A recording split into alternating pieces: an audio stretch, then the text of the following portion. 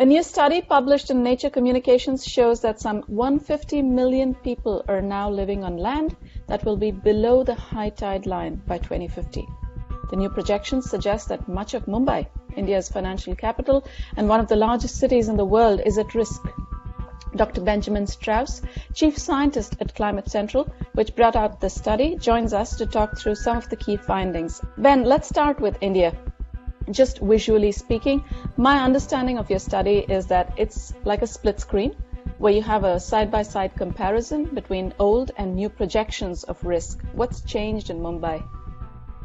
What's changed is our evaluation of the elevation of the land itself.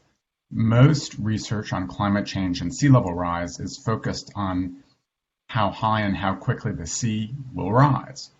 But actually, you need two things to understand the risk to people and to cities. One is how high the ocean will be, but the other is how high the land is.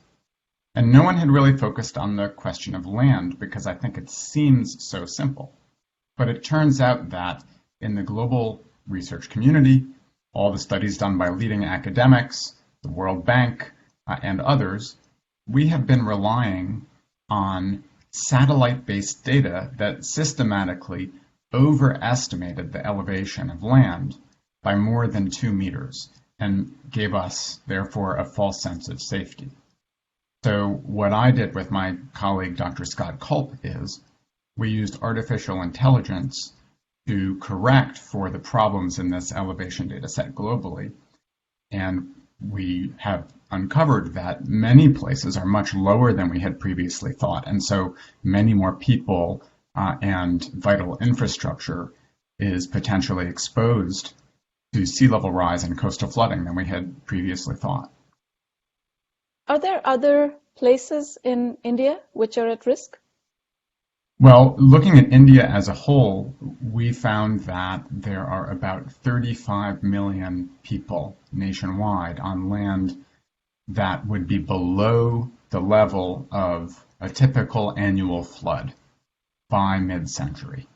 So there's absolutely exposure all along the coast from Mumbai to Chennai and around up to Kolkata even, and many places in between. It's really a big issue nationwide, and we found that our new elevation data estimates multiplied the previous assessment by something like a factor of 7. So a really big shift in perspective. I should say that our study is not the last word, and one thing that it makes clear is that it would be really valuable to collect directly better elevation data and make that available to the research community. We've done the best job that we can do using artificial intelligence and a wide range of data sets to model elevation as best as possible. But there are technologies where you can fly airplanes, for example, and collect something called LiDAR data, where you get direct measurements of much higher quality than the satellite data. And I think this study underscores a significant need to do that, to understand the problem better, as well as, of course, for preparatory measures to prepare for this really serious threat. There are 2 global maps in your study, which are color-coded to show 2 metrics. Number of people on land that's exposed to risk by 2050, and the second map, which shows the relative increase in estimated exposure. In both cases, India's risk profile is on the higher side from what I see of the color coding. What's causing that? Is that just the elevation? Well, part of it is that India has such a large population, of course. So I think in our research, India has the second most people in the whole world, the second or third most people in the world on land exposed to either permanent inundation by higher sea levels or regular flooding.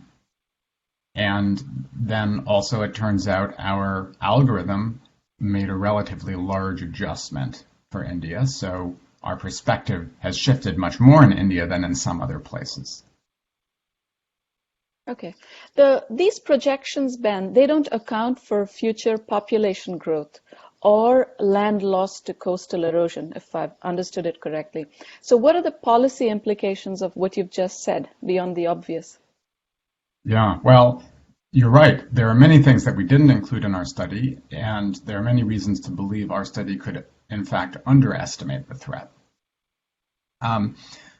One policy implication is that all the nations of the world need to reduce climate pollution, because then we can reduce the pace of sea level rise.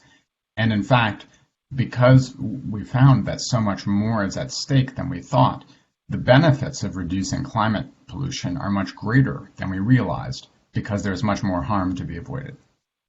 Another policy that can help protect against this danger is to, well, defend against rising seas, accommodate them, or relocate, depending on the local circumstances. But let me start with defense, building things like levees or seawalls. We found that there are 110 million people in the world today who are already living on land below the high tide line. And that means that they are protected by coastal defenses that are in place today. So there clearly is the potential to defend large numbers of people with appropriate planning and engineering. But it's also that potential will vary from place to place, and it's very costly. So that's one thing to look at very closely. Then, of course, there are other strategies like designing cities and villages in ways that can accommodate frequent flooding without too much damage, or to relocate places that are too difficult to defend. Some places, even if you wanted to build a levee, it just won't be feasible because of the geography. Your report findings are based on a new digital elevation model, like you said, which used machine learning methods to correct for systematic errors. And those systematic errors were in the principal elevation data set used until now. Can you tell us, in plain English and our viewers, how this machine learning system did its job and what those errors were in the first place? Yeah. The old elevation data set was based on satellite measurements using radar technology. And when the sensor beam came down to measure things on the surface of the Earth, its footprint was pretty large, a diameter of, say, 20, 30 meters. So it was measuring a blend of rooftops and treetops and ground, and it couldn't distinguish between them. So in cities, a lot of structures got averaged in with the elevation of the ground, and systematically the elevations are too high. And the denser the population, the bigger the error.